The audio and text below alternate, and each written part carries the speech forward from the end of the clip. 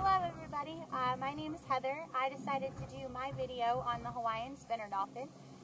First lesson, the Hawaiian word for spinner dolphin is naya.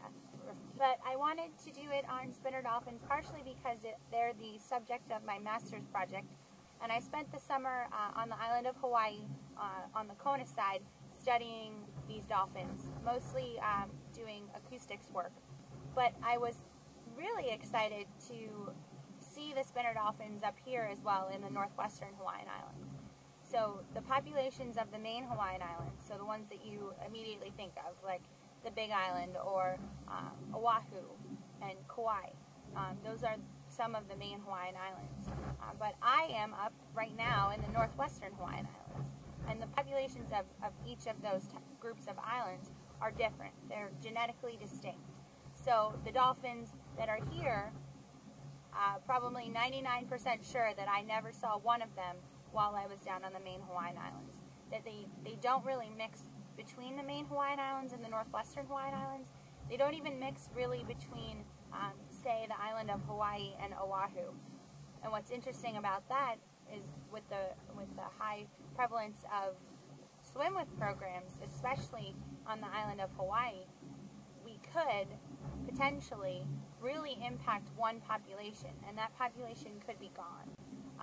We might end up getting rid of populations where they're being pressured by a number of things, whether that be human interactions for swim-with programs or something else.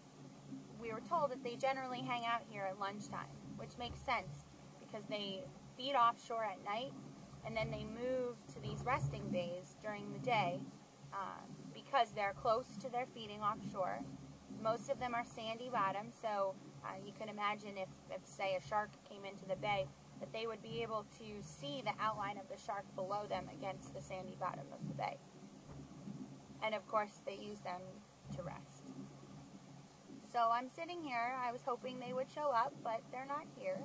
They must be somewhere else resting. I wanted to tell you a little bit throughout this video about their lifestyle, about how people feel about them and how they fit into this monument, and a little bit about some of the issues that they're facing here, but more so on the main Hawaiian.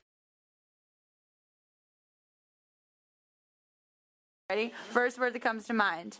Spinner dolphin. Heather! Naya? Cute. Word. Gray. Hawaii. Carrie. Flippies. What did you say, Carrie? Heather. I see the stripes. Yeah, that's what Stripes? Yeah. All right. Jumping. It would have to be Heather because of you. Smiles. Heather Heaton. Heather. Nice. All right, another word.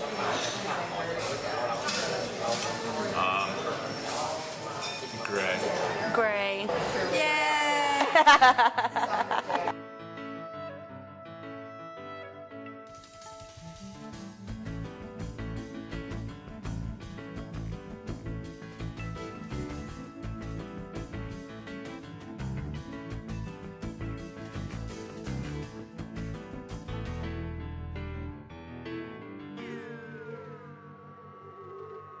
What were you thinking when we saw them yesterday?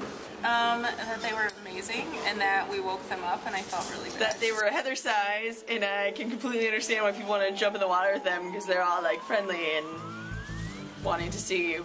And they're small. They're small. They're not very scary. No. It was pretty exciting. I'd never seen a spinner dolphin before. But you had heard a lot about I them. heard way too much about them. Way too much about them. Way too much. But then I felt a little bad because we were harassing them.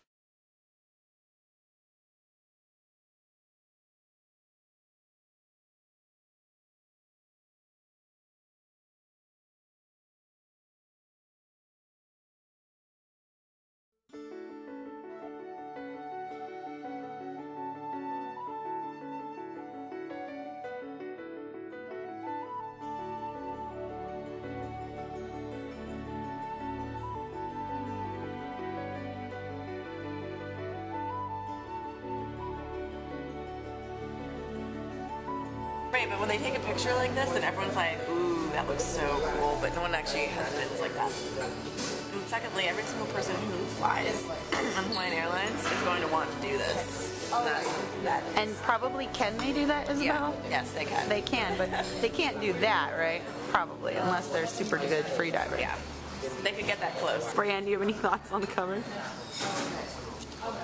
It's a very pretty dolphin. It is a pretty dolphin. And I think the state of Hawaii just screwed its dolphins. Or at least Hawaiian Airlines did. Because every person, like Isabel said, every person that seats that is going to want to do it now. I think it makes people think it's normal. Not necessarily that everyone's going to want to swim with dolphins or everyone can afford to. But, oh, what do you mean? I saw it on the cover of the Hawaiian magazine.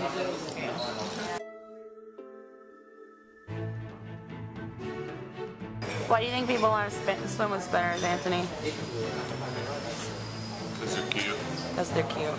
Because I saw Flipper too many times as a kid. Well, I think people think all dolphins are extremely intelligent, and there's some sort of wisdom that we think they have that we don't, you know, and they're sort of mysterious and wondrous. I don't know why they're. And I think because they're playful and they follow boats and play on the waves and all that kind of, yeah, exactly. Maybe a little bit of history on the tourism that used to occur here. When the military finished their cleanup of Midway, and then actually Fish and Wildlife took possession of the property in 1996, about that same time, a cooperator came out to Midway to work with Fish and Wildlife Service to manage the visitor program out here. Their name was Midway Phoenix Corporation. They wanted to explore every possibility out here, so that included sport fishing, scuba diving. They worked with the Oceanic Society, which is a nonprofit group, to do participative research or participatory research out here. And so dolphin watching was one of the activities that they would do. And so they had a hired biologist, Oceanic Society, and then the visitors would go out with the biologist and they would monitor the dolphins and do dolphin surveys and photograph their dorsal fins and so forth to identify individuals and estimate population size. So I don't know how often they would go out, but at some level, and it was a program that was offered under the visitor program. They had sport fishing. So it gave people the opportunity to sort of learn about them and to get their hands on some research stuff. Cool.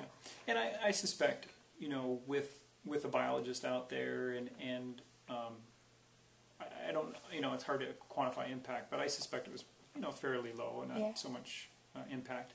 To today, our visitor program, you know, we don't have a program where people go out with us and do dolphin surveys. If we are taking a snorkel trip out to the reef and we have people that go with us and we see dolphins, then stop and take a look. You know, we'll stop if they intercept us, but we don't usually seek them out. So I think we have even lower impact, which was already low with Oceanic Society.